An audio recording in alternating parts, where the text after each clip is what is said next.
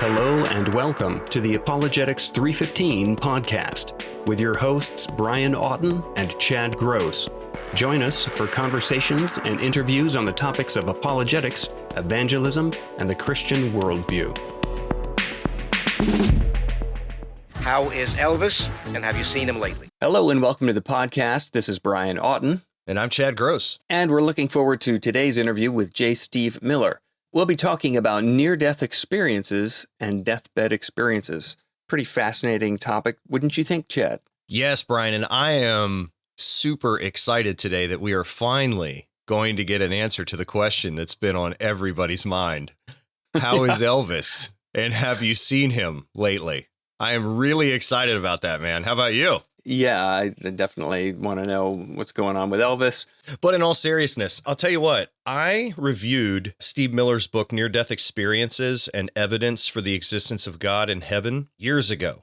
He had sent it to me and asked me to review it, and it was my pleasure to do so. And before that, I've kind of thought his near-death experiences as something that was interesting, but really couldn't be verified. It really didn't have a lot of evidential value. His book actually changed my mind on that. I've actually incorporated near-death experiences into my own kind of personal apologetic, if you will, and been able to share it with a few atheists just to kind of get them thinking about perhaps there is something more than just the material and the physical. And so I do find it to be super helpful. I also thought his new book on deathbed experiences was interesting as well, particularly some of the historical figures that he brought into it, like Thomas Jefferson and John Adams and Mark Twain. So those were really interesting stories to hear. But also it's fun to think about, how do you account for these things that seem to be beyond coincidence? But I'm interested to hear what you thought of the book. Yeah, I mean, he's got a couple different ones. There's the near-death experiences, deathbed experiences, and then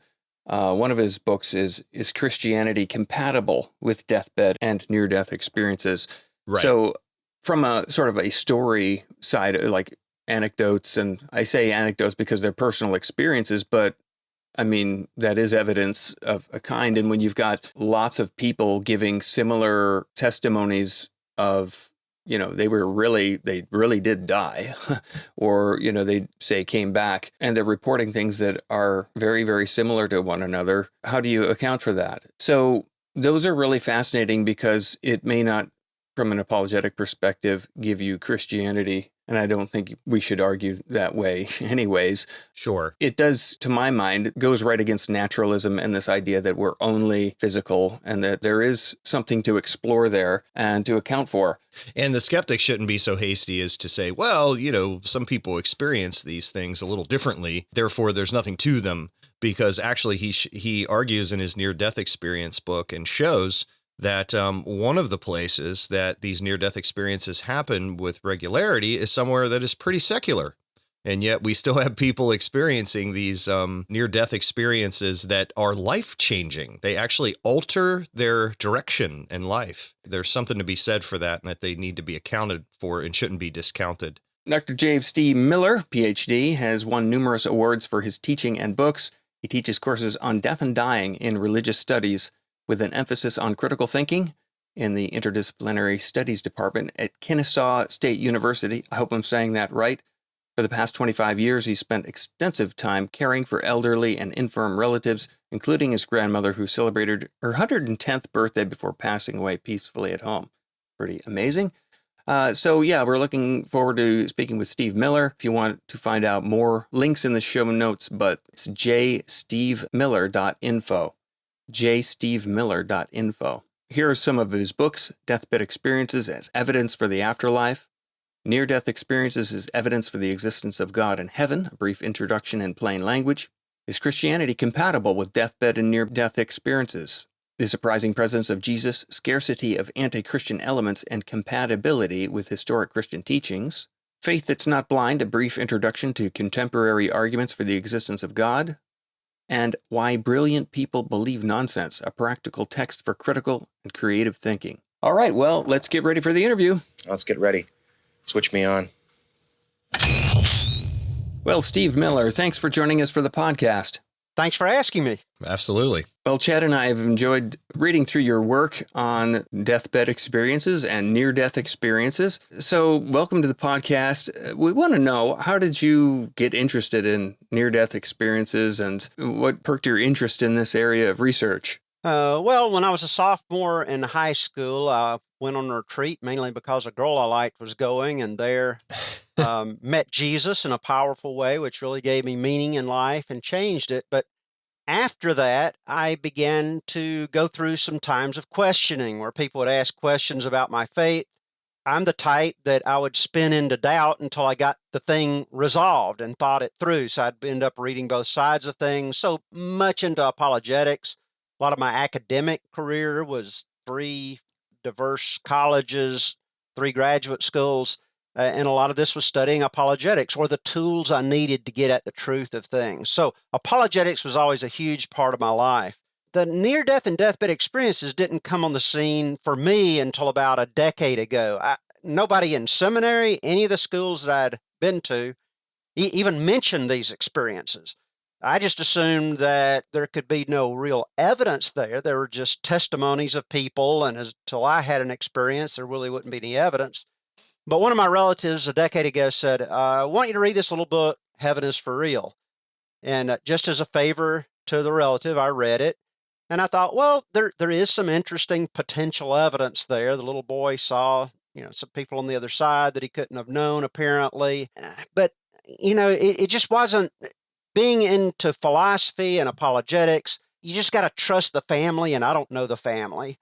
So I read on the cover, I believe it was Dr. Long, who said that he had been studying these experiences and that this experience was consistent with many experiences he had seen. I thought, somebody's been studying this? So I read Moody back his 1975 book, and I thought, this is fascinating. There's a lot of potential evidence here. And then I began to read the other top researchers, and I said, somebody needs to just go through, sift through the best of the studies and the summary studies of these studies, since so many have been done by now, and see what kind of evidence there is for God in the afterlife. So that's what sparked my interest. As I got into it, I found that indeed there were some things that were very persuasive to me, and I felt like would be persuasive to others as well. And yet it seemed to have been ignored by the vast majority of Christian theologians and apologists as well. So I was interested in getting the word out if there actually was evidence there. So you actually have written on near-death experiences and deathbed experiences. Can you explain the difference between the two? Because I think a lot of people listening would be thinking, well, isn't that the same thing?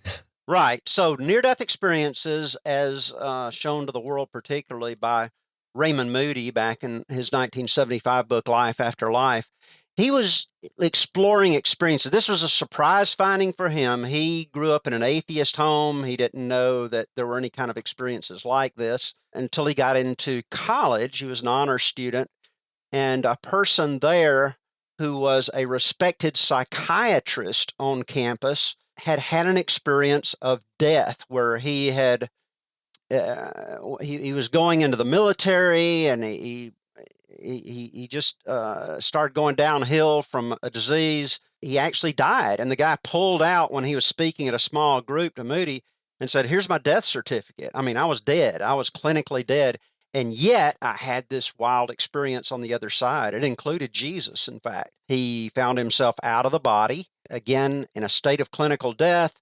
He found himself out of the body. He could see things that were going on the earth that could be verified later. And he eventually wrote a little book on that. Moody was so fascinated, he began to study other people's experiences. He was teaching philosophy. He had majored in philosophy at the time. He was teaching philosophy, and a student came up and said, hey, why don't we talk about something more interesting like life after death? Because I had this traffic accident, and in it, and Moody said, oh my goodness, there's somebody else. And so he began interviewing people. So the experience itself, near-death experiences, somebody experiences clinical death, comes very close to a final death, but recovers. And then they start saying, hey, when I was supposed to be dead, when my brain should not have been working, I had this terrific experience. I was as alive as ever on the other side. Saw deceased relatives or angels, had a life review. There are a lot of just core experiences that come out of that across cultures that shouldn't be that if it was based on expectations.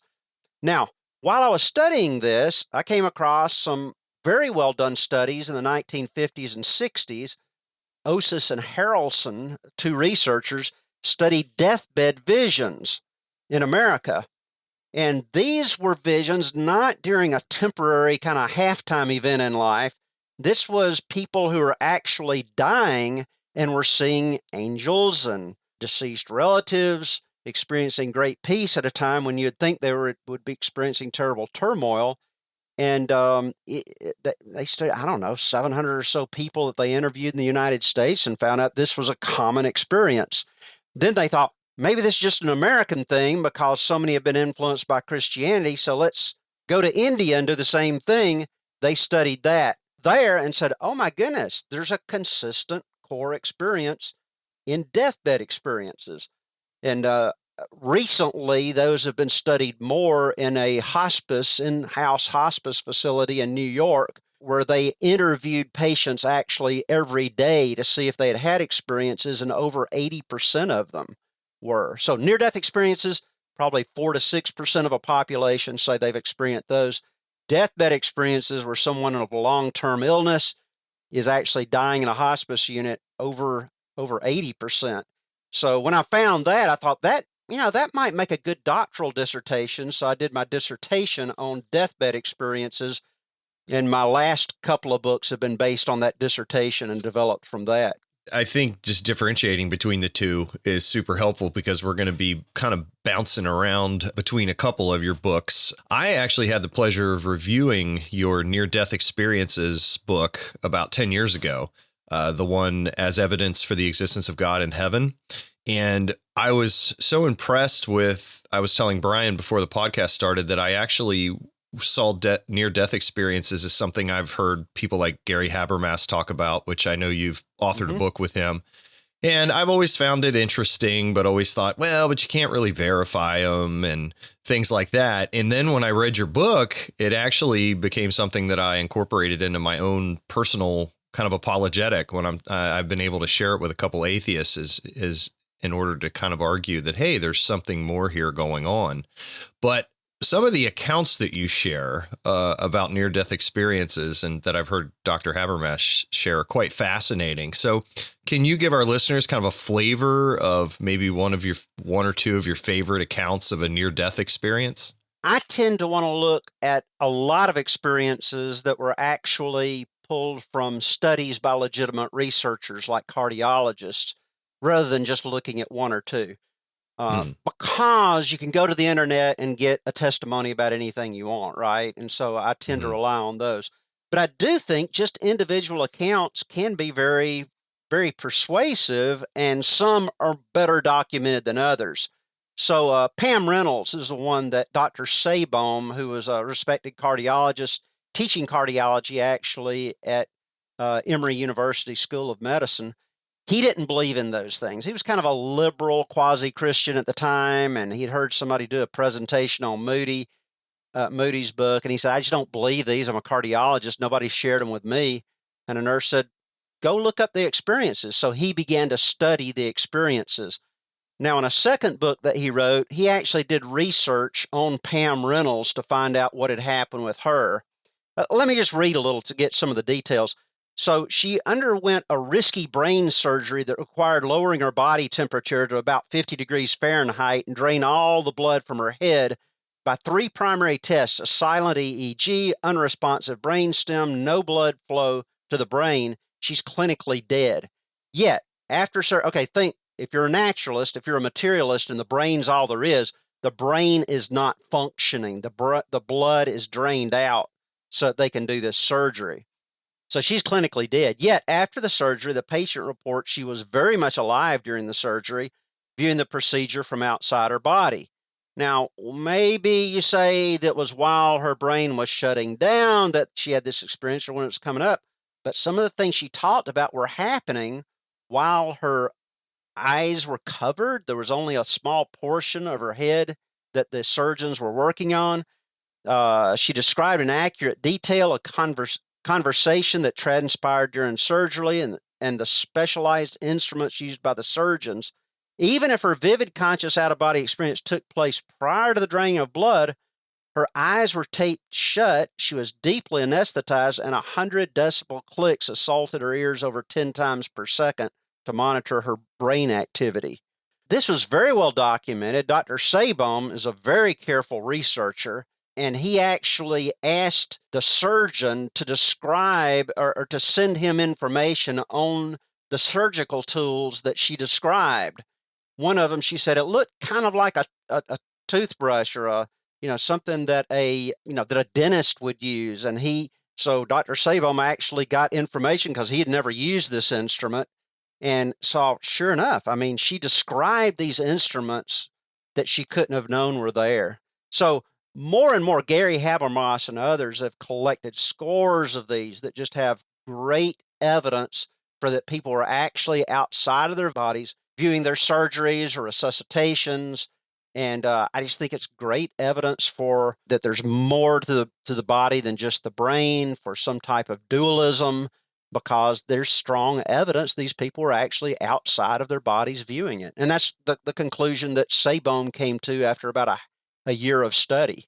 Yeah, and I like the point that you made, too, about kind of not just looking at one or two, because whether I know from looking at your work, whether we're talking about near-death experiences or your recent work on deathbed experiences, it is that cumulative effect. If you look at one or two, yes, it's not as powerful as if you look at a number of examples. And of course, you point that out in the book. So if listeners are kind of hearing that and thinking, well, I don't know, well, that's only one, keep looking into it. Right. And don't just go to YouTube and search near-death experiences, because you're going to get whatever their algorithm shoots to you, which is probably the most interesting experiences, which probably tend to be the more anomalous ones.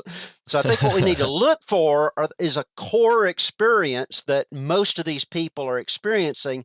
If you pull out the anomalous experiences, you're probably going to get a distorted view of what it is, which is why I stay with the main researchers like Van Lommel in Holland or Sabom in the United States. They did some excellent research. Van Lommel's was published in The Lancet, one of the top medical journals in the world. That's good. So when you're researching these different accounts of near-death experiences, maybe some of the things that you're looking for is clinical death, states where they're confirmed by physicians, whether it's their heart or their brain activity is stopped. There's a certain length of time when that's happened, so that you can say, well, that person was really dead, by all of our good accounts.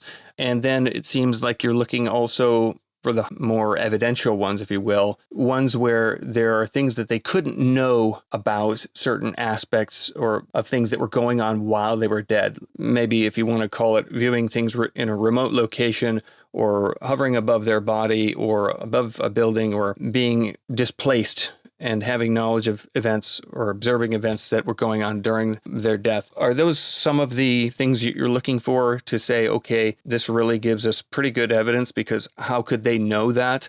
How would they even recall that or have a reason to share that information unless they actually were somehow in a position to observe those things? I'd say that's one of the lines of evidence. I think, unfortunately, some researchers have thought that's the only line of evidence. If they're looking down describing things going on Earth, then okay, we can know that's true. But what about these things when they talk about going through a tunnel and seeing these other things that we have no other evidence of? Maybe, well, that we'll just have to leave that to, well, I don't know, because they'll say we don't have any evidence of them actually.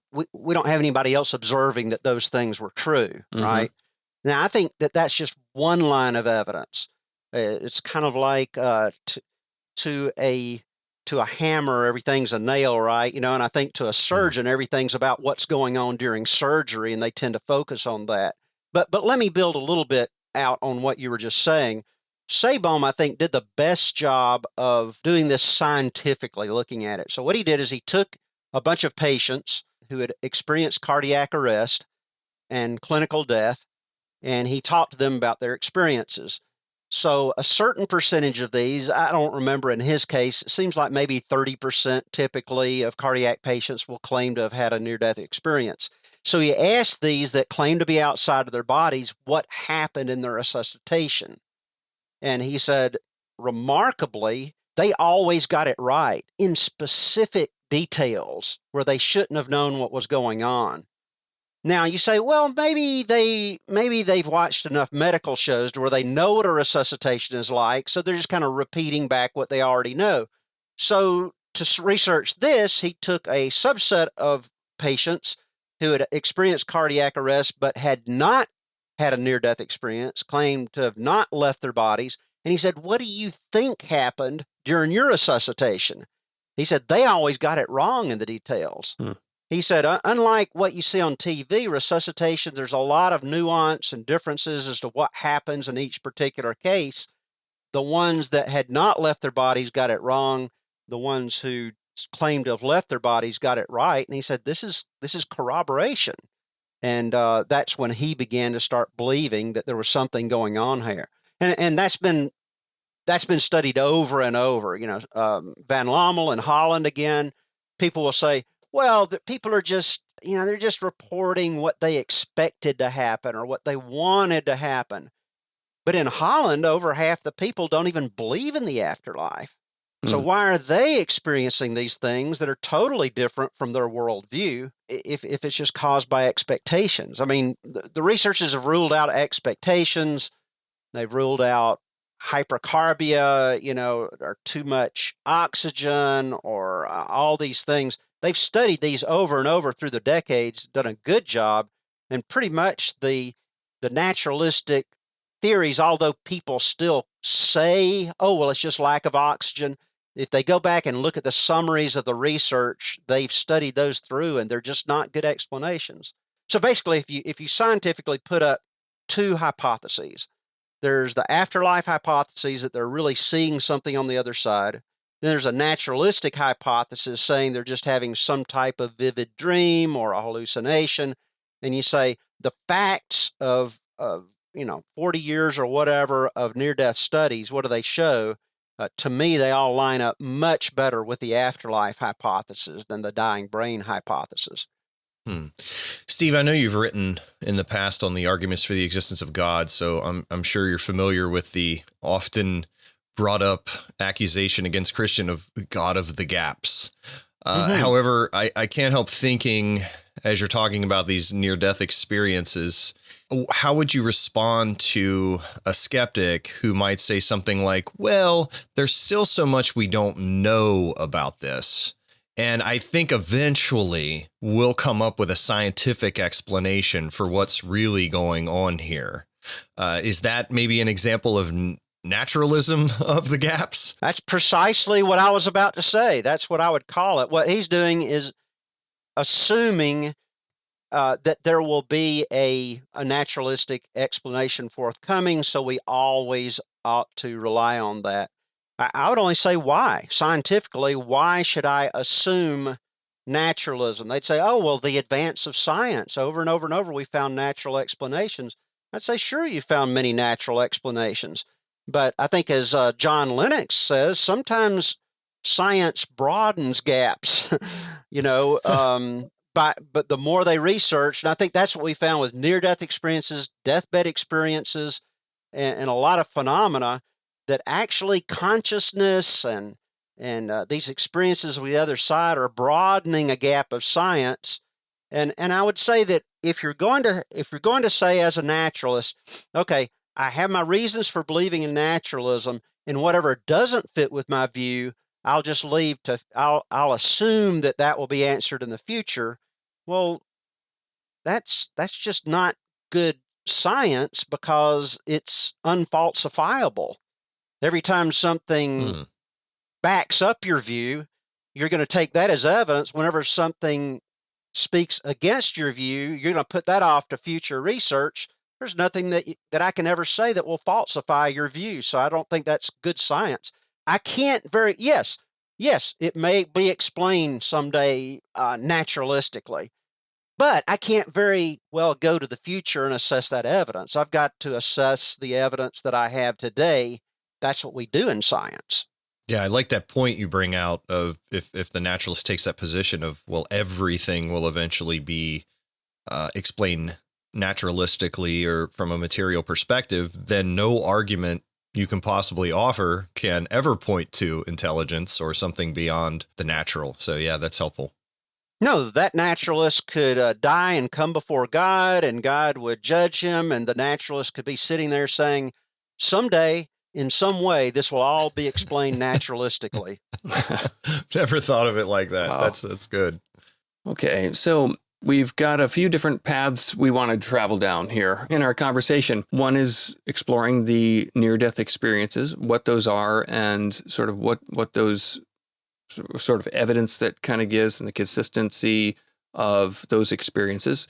The other thing would be the deathbed experiences. Now, before we unpack what that is, and you alluded to some of the details of that earlier, maybe we could take a little off-ramp here, and I want to ask you about this pretty common thing called terminal lucidity, where someone has like a return of mental clarity and memory. Let's say someone has dementia, and they're really not having any sort of good clarity of mind, and they're on their deathbed. But in essence, they're coming up to the point where they're going to die, and their mental clarity and often their ability to communicate and remember things and speak comes back in a profound clarity and surprising, like a window of everything being working right, and then being able to communicate to people. So could you talk a little bit about that and what that looks like better than my description and how common that might be?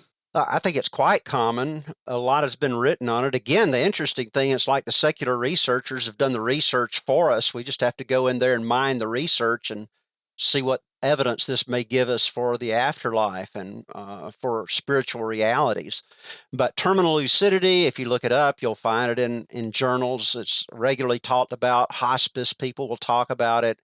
There have been, I can't remember exactly the incidents, but something like Alzheimer's, these are destroying the brain. Some tumors are not just pushing the brain aside, where the brain might could just keep working over here, but it just doesn't have as much space as it did.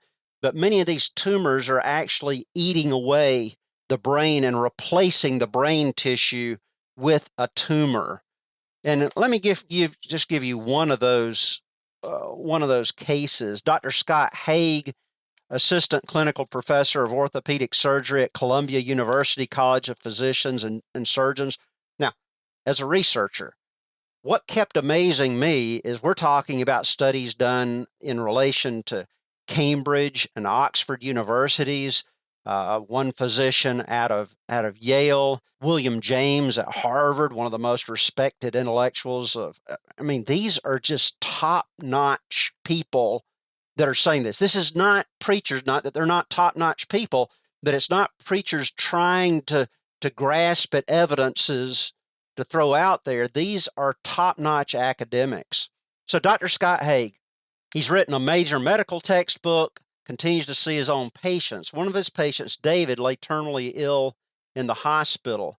The cancer that had started in his lungs had spread to his brain and was rapidly destroying it. His young family, his wife, Carol, and 3 children were supporting him as best they could.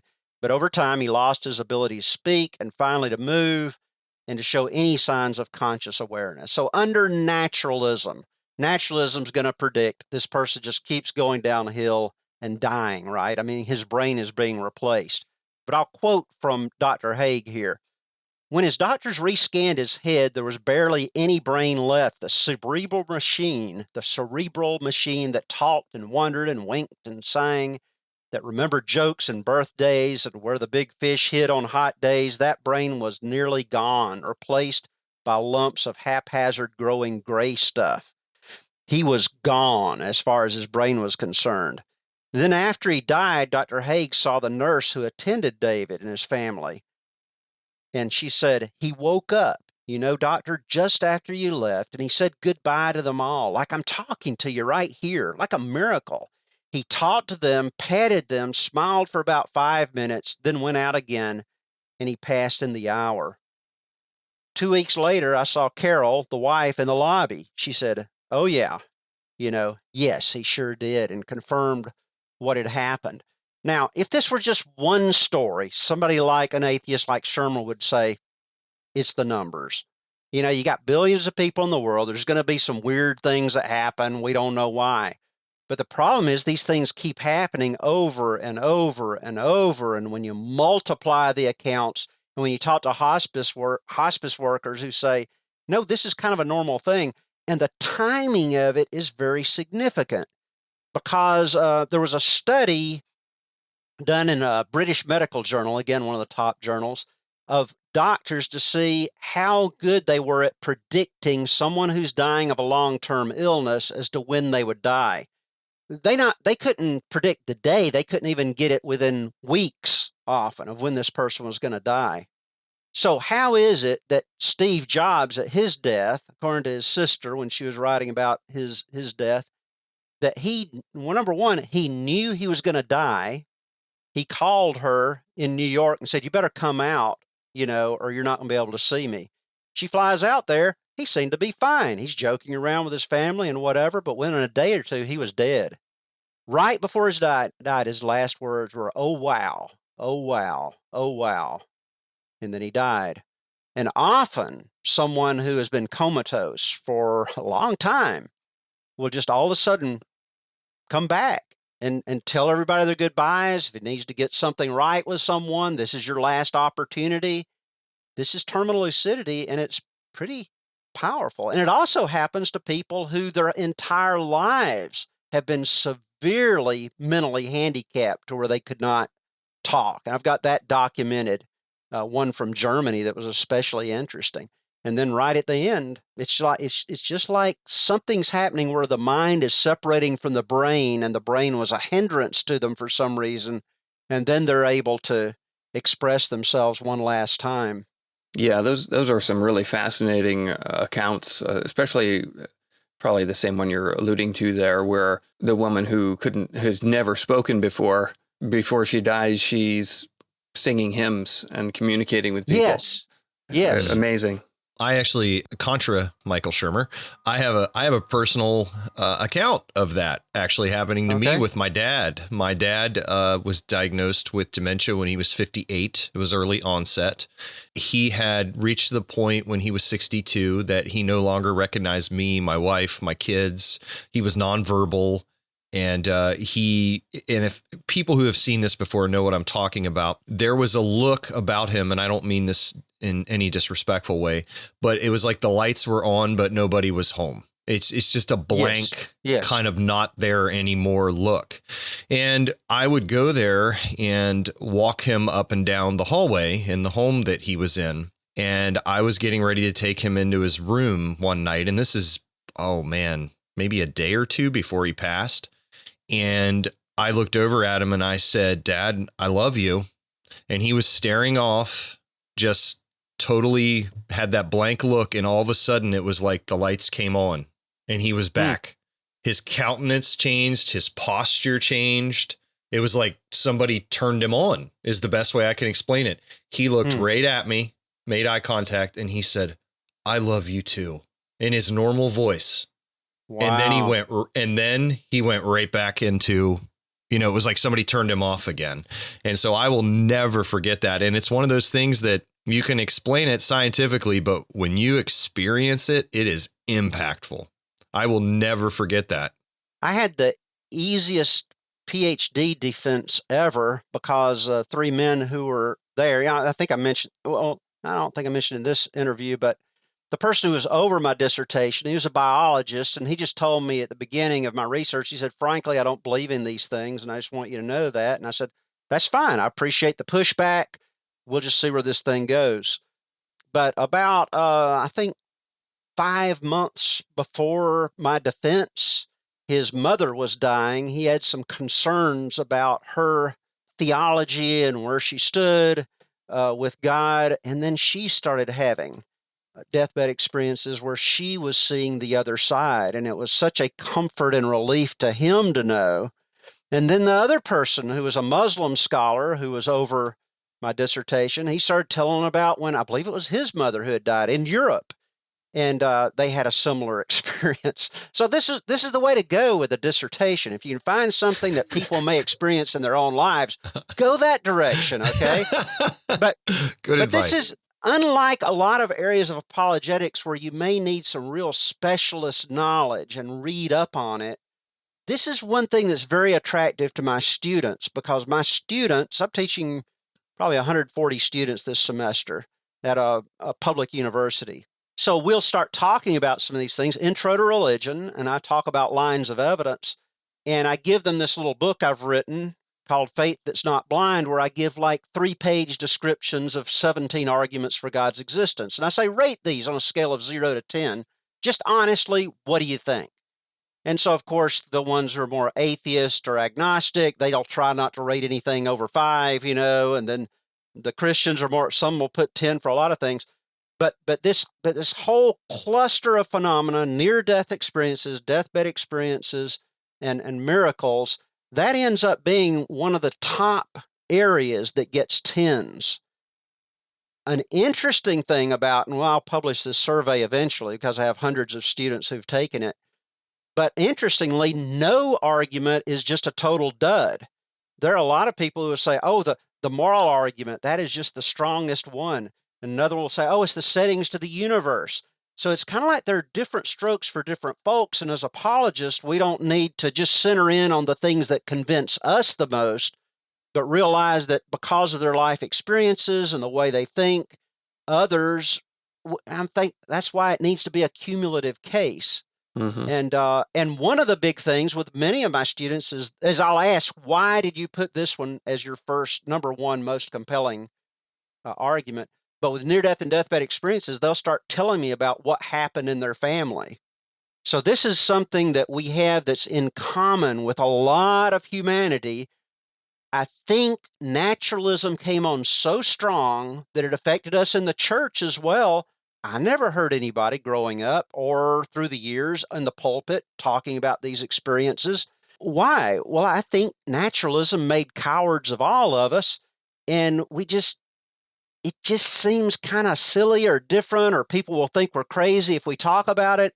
And yet, as I began sharing it at school, my wife and I both worked at KSU, and we'd be in a group of graduate students or faculty, and Sherry would say to, when we're talking to somebody, well, tell them what you're studying. And I'd say near-death experiences. Inevitably, somebody pulls me outside and says, let me tell you about this experience I had. What do you think of it? People that you would never think had a spiritual thought in their lives, and they're talking about the most important experience in their lives. Well, that's something that we have that is a wonderful transition into spiritual things. And I think we ought to use it. But it is extremely compelling, just like in your case. That kind of prejudice is your look at the evidence. You're going to say, okay, well, I saw this happen. So, okay, yeah, that study makes sense. Yes. And apart from that experience, I don't know that I would as easily think to myself, oh, yeah, I totally get that. It would be much more difficult for me to grasp. But because of that experience, I immediately connect with it. Yes, this is something that's super relevant to people, and most of my students now have heard of it. Many were greatly influenced by the film Heaven is for Real, and they look at some of these documentaries. Even physician series on TV will have near-death experiences in them. Grey's Anatomy has an after-death communication where somebody from the afterlife is communicating with someone. The main character has a near-death experience. In fact, my wife, I'm the in-depth reader. I'm always going way in-depth on some specific topic. My wife is the broad reader. She's telling me what's going on in New York Times and everywhere, so we kind of help each other out. But she said, hey, Nobel Prizes were handed out this week. The guy that got the Nobel Prize in literature says that his near-death experience was one of the most powerful influences in his life. So we went back to the New Yorker, saw an interview, and sure enough, when he was a young person, he had had some type of accident, and came out of his body. And he said, that's probably the reason I'm, into the arts and writing, is because of that. You look at people like the fellow that teaches at Dr. Allison at Princeton University. He says the reason I ended up teaching at a seminary is because of an experience I had before I went to college. That's why I chose religion and philosophy to study, because I had this experience that I had to get to the bottom of. These are extremely powerful. And Allison says this. He says, if we as pastors and ministers have nothing to say about an experience that is the most powerful spiritual experience a person has ever had, we're pretty irrelevant. We need to have something to say about it. No matter where you come out on these things, they're powerful. People are thinking about them and they want answers. And if we don't give them answers, they're going to go to other people, maybe in cults or who knows where, who are going to try to give answers from their worldviews. Okay, so let's talk now and focus on deathbed experiences. This is when someone is going to die and they end up dying and not coming back. But before they do that, there's different phenomenon. Now, it could be just involving them and what they're describing, or it could involve the people around them experiencing the same thing or seeing some of the same things, or either maybe witnessing the person having an experience of some type. Can you give your overview of how you describe deathbed experiences? Osis and Harrelson in the 50s and 60s, they studied specifically deathbed visions. So someone is dying and they start talking about seeing people, deceased people on the other side, angels, having ecstatic experiences. I'm talking about deathbed experiences as actually a cluster of experiences that happen surrounding death. Two of the top academics at Cambridge University in the late 1800s, the Sidgwicks, they and a group of people, there was a study, it was actually given to them by an international society of psychology to study these. They studied 17,000 people, probably around Oxford and Cambridge. Also, William James had a part in it at Harvard. He was doing the study there, but they studied an aspect of it called crisis apparitions, where it's not the person who's dying who's having the vision, but a friend or family member actually sees this person. They don't even know that the person is sick or at the point of death. The person may live on a different continent, but they see somebody who's not physically there.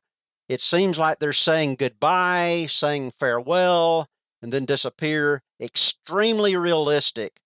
And often they would write down the date it happened, and the person would tell his wife or tell her husband, I think so-and-so died because I just saw them. Never happened before. So what they found out was, by studying 17,000 people, and this type of study where you see how many people have actually seen someone who wasn't physically there. This has been done several times in history up into current times, and it's usually around 10%. But around 2 to 4% of that 17,000, they actually saw it was a crisis apparition. Now, what they did is compared that to statistics of what are the odds that you would just happen to have a dream of someone at the same time and guess, oh, this is when they died. And it was happening 440 times as often as it should have happened if it had been something like just chance that could explain it. So again, Shermer would go and say, okay, it's just a chance thing. Look how many dreams you have over a period of a lifetime. One of them's going to just happen to match reality. But number one, these distinguish themselves from the very start as being super vivid, something that people would say they've never had before, and they would say, this is real. And then Sherman would say, yeah, but there are billions of people in the world. One of them is going to experience something that's really weird. But what the Sidgwicks and others showed was that this is happening much too many times to many, many people, to where it just can't be explained away by chance. I mean, if there were 2 times as many of them as chance, that'd be significant, but 440 times, That is extremely significant. And again, you can go back to your family and find things like this. I was talking, my wife told me, she said, "Oh, did I ever tell you about the experience I had in the middle of the night?" And I said, "Why, no. I mean, we just don't talk about these things, right? The most important things." So it was in the middle of the night. I saw my grandmother in her casket. I knew she had died. And then this was not an immediate thing, but she said she woke up like in a cold sweat because she had never had anything like that before. And then she comes to find out within the month that her grandmother had very advanced breast cancer and would die within a few months. When my wife went to the funeral, it was just as she had foreseen it. Now, that's my wife.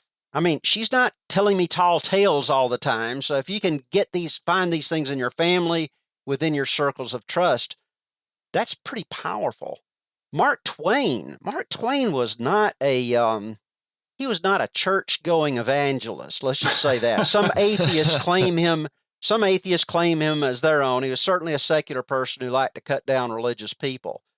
But he had an experience in his 20s where he had a very vivid dream that he woke up from and he thought it had really happened. He went out and walked down the street and came back and he went back to his bed. He said, oh, it didn't really happen, but it was so real. So he had this dream of his brother in a casket wearing Mark Twain's suit, not his own suit, okay, but wearing Mark Twain's clothes in the casket. The casket was set between two chairs. It was a metal casket, extremely specific. There was a certain color of flowers on it. I believe they were white within a red rose in the middle. He saw all this. Okay, when he kind of came to after his little while and said, "Oh, it didn't happen," but it was so real.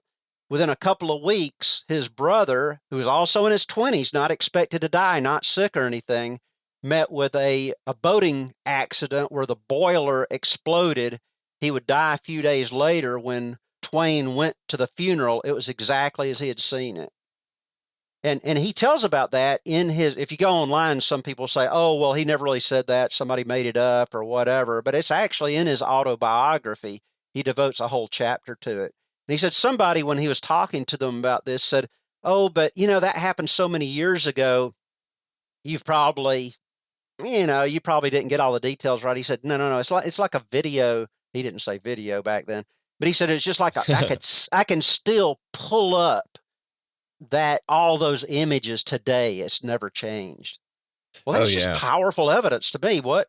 Something's going on there that doesn't seem consistent to me with naturalism. So there are a variety of experiences. There are deathbed visions, crisis apparitions, terminal lucidity, after-death communications when somebody's died and then later they see the person.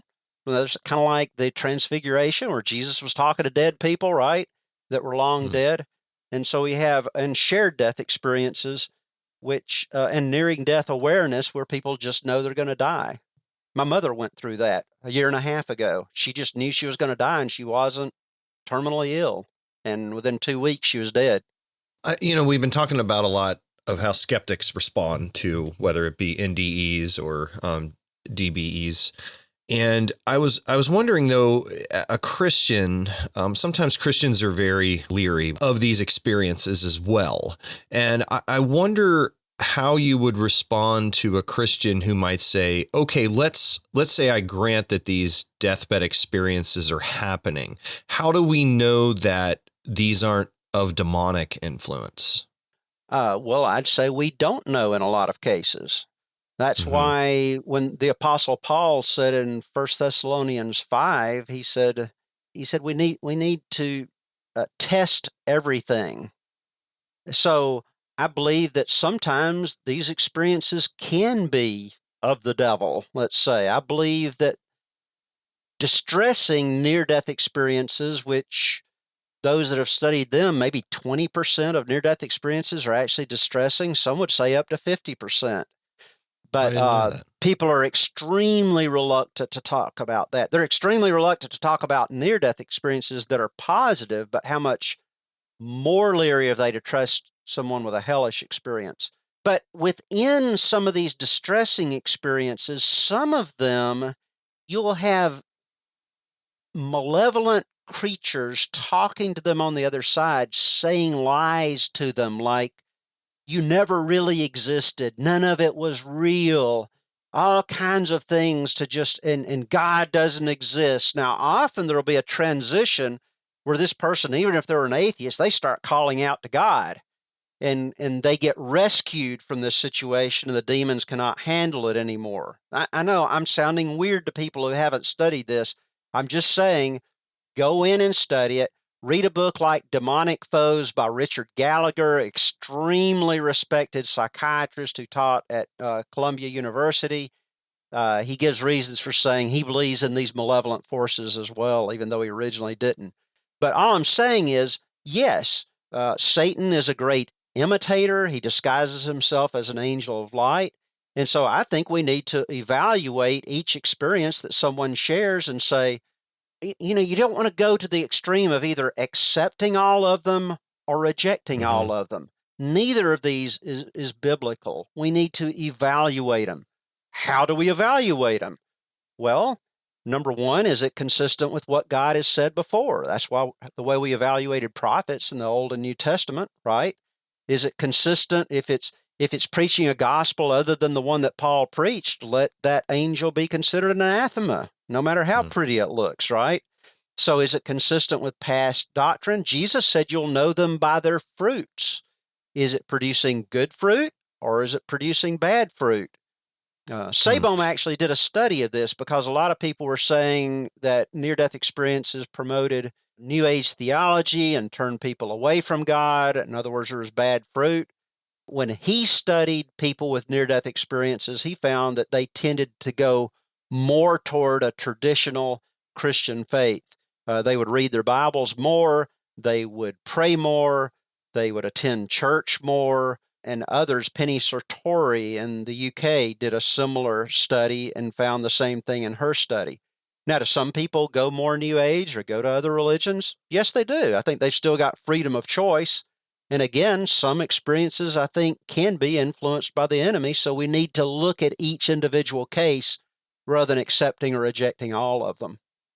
Yeah, and I suppose it also, for example, if somebody appears and gives a message, sometimes the nature of the message might tell us, for example, forgive me if I'm not remembering this perfectly, but in your Deathbed Experiences as Evidence for the Afterlife, Volume 1, you talk about how I think there was a young lady's mom who appeared to her and told her that her sister-in-law was going to die and that she needed to take care of her two kids. Right. Yeah. Well, I think I can pretty much say on the onset that Satan's probably not going to send a messenger to send that message. We just kind of wonder about Satan's strategy in this. I can imagine, Wormwood and Beelzebub sitting around talking, and Beelzebub says, let's do this. Let's give people an experience that makes them know that there's a God and that he's a good and loving God, and that there is an afterlife, and that's really going to confuse them. Let's do that. And I can see the other one saying, do what? It just doesn't sound like the best strategy. But still, we need to evaluate everything, pray about it, use discernment. You don't just accept everything. And it's not just that there may be demonic involvement, but there are people with mental illness.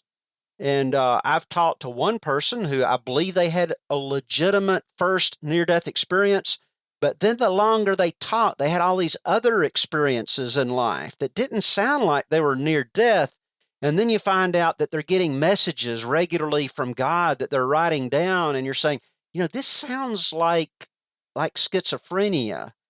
And then I found out the person had been diagnosed with schizophrenia and was supposed to be taking meds for it. And yet, some of these people get interviewed on the radio, right? Because people don't know who they are. That's why I stick with the main studies by people like Sabom, Van Lommel, Penny Sartori, others that have actually interviewed the people. And they can say, okay, these were not on drugs. They don't have any indications of mental illness.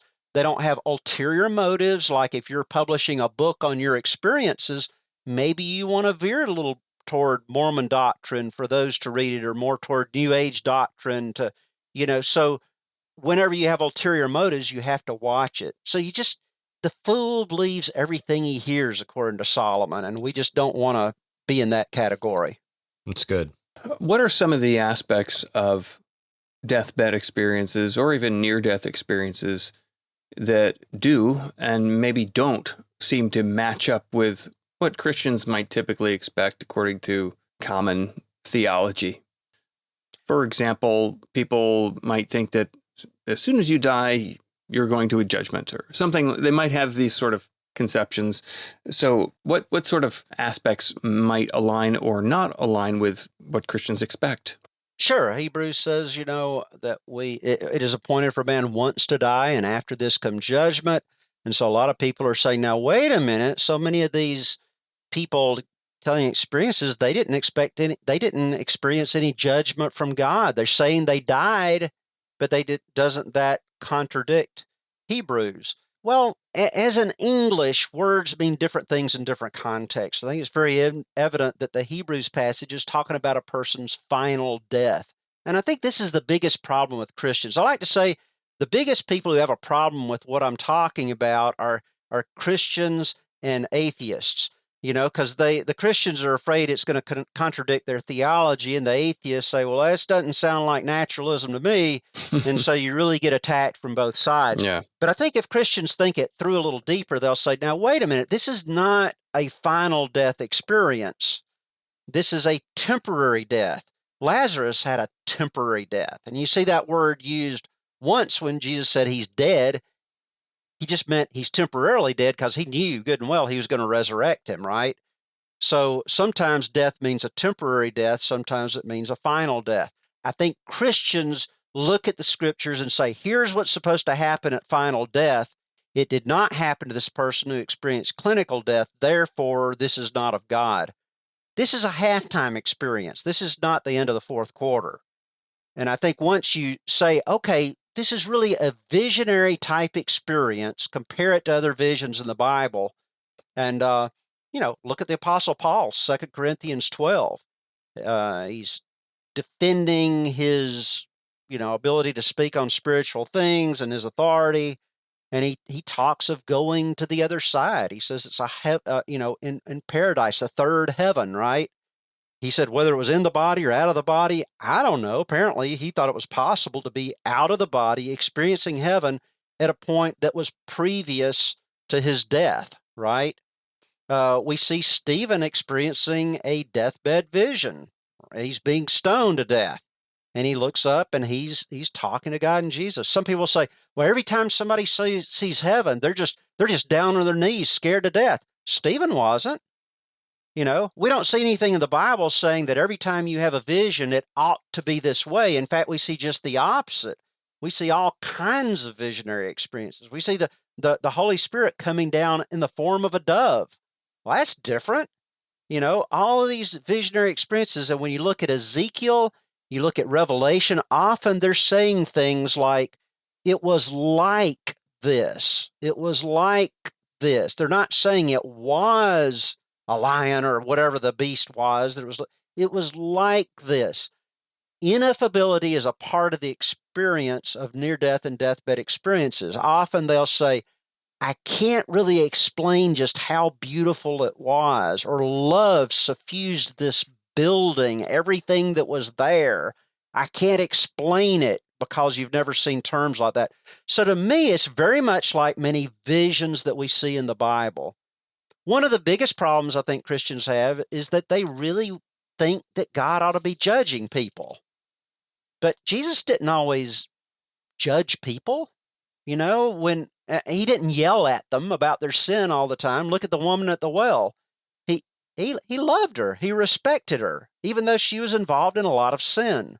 Jesus was called a friend of sinners. In fact, in Romans 2, Paul says that the kindness of God leads us to repentance. So to me, in the big scheme of things, if God's end game is to end up with people in heaven who actually love him, right? then it seems to me it would be counterproductive to take Hitler and right before he dies, give him a deathbed vision of heaven and hell. And then Hitler says, okay, I repent, I repent. You know, I think it makes sense that God would show people his love. Yes, if they have a life review, people are pretty much judging themselves. They're realizing that a lot of things they were living for just didn't matter, and that they were running over people, they were hurting people with their words. Why would God or the angel who is taking them through this vision have to additionally yell at them? It's just kind of like you've got a child. Some children need to be yelled at probably occasionally to get their attention, but others, once they realize what they've done, they just break out into tears, Yeah. Once they realize the gravity of what they've done, why would God need to additionally yell at them? I think God's giving people an experience to say, God exists. God is a God of love. He loves you deeply. Seek God in spiritual things, and he's not going to give the whole gospel in a vision. That's just not his method for some reason. He gave the sharing of the gospel to people in the Great Commission. And so I think people have a vision, and then he wants people to seek. And if you seek, you will find. Seek and keep on seeking in the original Greek. Present tense, seek and keep on seeking, and you'll find. And I think this is an experience that's meant to make people seek. And they may come to some wrong conclusions when they first come out of their experience. They say, oh, God isn't like they always told me at church. He's not judgmental. He's loving. God doesn't judge anybody. Everybody's going to be saved. They may say all kinds of things, just like a person who's searching goes through stages with their search. One of the things you talk about in your book on deathbed experiences is kind of the practical benefits of this research. So, we've talked a lot about what it says about the afterlife and the existence of God, and people could think, well, this is just highfalutin theology kind of stuff. But I really appreciated how you brought that idea out about the practical benefits and how this can actually help people. So can you speak to that a bit? Studies have been done on professors who talk about near-death experiences, and the students actually begin prioritizing spiritual things more and see the importance of love. It's not just that it changes the person's life who has the experience, but as people learn about these experiences, there have been studies showing that it actually changes people's lives. So it is impactful to people. Again, in my survey of my students as to which arguments for God's existence are the most compelling, these are some of the ones that come out at the top for a good number of students, more so than some of the other arguments. That's not to put down the other arguments, which are all very important, but they are compelling. You realize that you look at the beginning of the universe or the settings of the universe, that tells me there's a God. I also think those give you a little bit about God being more personal. I get that. I think it's more logical that if he's that smart and that powerful, he's probably got some personality as well. But I think especially the near-death and deathbed experiences show a God who is worth serving, a God that you like. And it also impacts the problem of evil. So many people look at the evil in the world, and I mean, my first wife died in her 30s of cancer. I was serving as a missionary in Slovakia, been there for a year learning the language. Boom, she's diagnosed with cancer. We have to come back. 3 years later, she's dead, leaving me with 4 little boys to raise. Now, that's the kind of stuff that get people upset with God.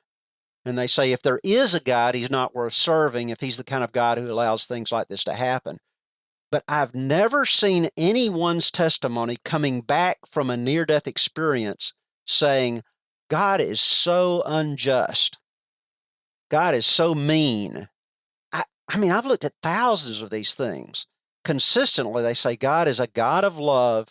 And if their minds were opened up on the other side, they'll say things like, now I know, or when I was on the other side, I knew exactly why I was born into the family I was born into, why these things happen in my life, why all of it made sense. Now, when they come back, they can't exactly explain it because their brains are too limited.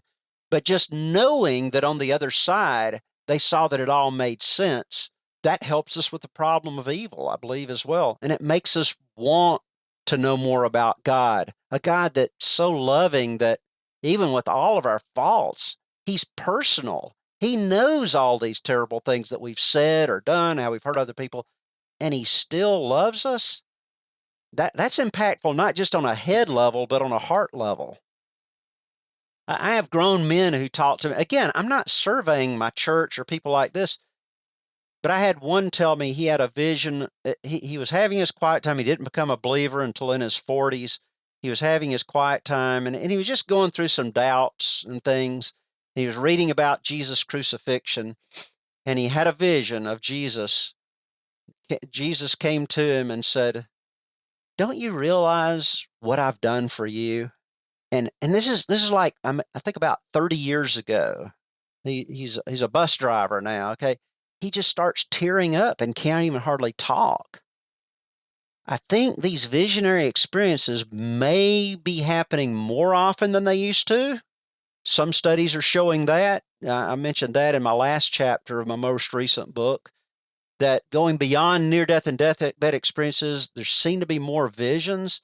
Even in England, the United States, some of them are maybe malevolent as well, but they're seen as very real and they're extremely impactful, whether good or bad. These are important. These are important experiences to people. I didn't realize till I got to studying that, I had a negative experience when I was in Bible college trying to study for the ministry. And I had this vivid dream that Satan was just torturing me and I was calling out to God and it didn't help. Satan was just laughing. And I woke up. I walked out in the hall not to disturb my roommates and wrote it down. I said, I just had a weird dream, or was it a dream? It was something that was very realistic. And then as I was doing this study, I thought, well, I wonder if other Christians, serious Christians through the years, have had negative experiences, visions like this. And I found out it was quite common. So I think we need to start talking about these because they're impactful. People want somebody to help them unpack these things and see what they mean and help them to see what worldview may fit these best. And I think Christianity fits it very well. I mean, Jesus had his own experience with Satan, right? If he had an experience with Satan being personally tempted, why should we think we're beyond that? Very true. Very true. Well put. Now, we've mentioned your various books there during the pre-interview intro there.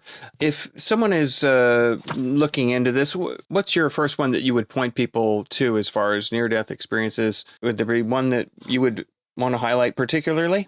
Well, although this one's almost 10 years old now, Deathbed Experiences as Evidence for God in the Afterlife, I just try to write in very popular language, show you the different ways that these are evidential, okay?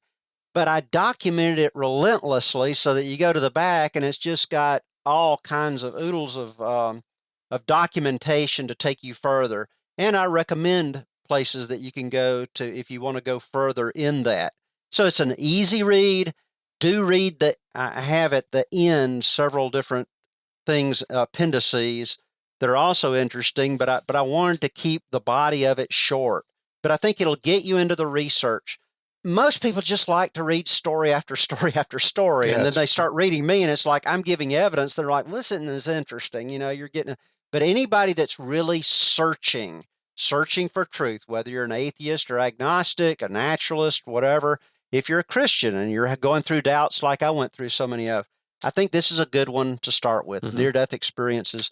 Then the second one I wrote, okay, if you're really interested in that, you might want to look at this Deathbed Experiences book. Again, based on my dissertation, this is not talked about as much today, so I had to delve into a lot of research and bring it out, which I don't think you're going to find elsewhere. And I've got like 11 lines of evidences there that I think are very consistent with Christianity. If your main concern is, now, wait a minute, I've seen documentaries, I've heard things, I just don't know if that fits with Christianity, then my most recent one that just came out a month or so ago is Christianity compatible with deathbed and near-death experiences? And I was shocked to find when I started studying consecutively submitted experiences to NDERF, NDERF, that web database of near-death experiences, I found that Jesus was well represented in these visions, and I talk about that as well in this book. But I think it fits well with Christianity. Mhm. So that's where I'm going with that. I try to give answers to the theology people bring up, the Yeah. scriptures that they say, oh, this doesn't line up. And I'll say, well, let's look more closely at that scripture. And I think I've covered it pretty well in that book. Yeah, it's fascinating reading, very fascinating reading, and it's been a very enjoyable interview, and we really appreciate the time, Steve, and thank you so much. Yes, thank you. Thank you so much for having me. This is wonderful. Great. Well, we'll point people to your work at jstevemiller.info, and all those links will be in the show notes. Thank you so much. Thank you. Thanks for listening to the podcast. If you have a question you'd like us to address or just a message for us, feedback, good or bad, you can either email us at podcast@apologetics315.com or leave a voice message for us using SpeakPipe. Just go to speakpipe.com/apologetics315 to leave us a message. And remember, if you include a Ghostbusters quote in your question, we guarantee that we'll read it on the podcast, and we also ensure up to 50% better quality answers. Also, if you've enjoyed today's podcast, please leave a review in iTunes or the podcast platform of your choice, and please share this episode with a friend if you found it useful. Remember, you can find lots of apologetics resources at apologetics315.com, along with show notes for today's episode. Find Chad's apologetic stuff over at Truthbomb Apologetics. That's truthbomb.blogspot.com. This has been Brian Auten and Chad Gross for the Apologetics 315 podcast, and thanks for listening.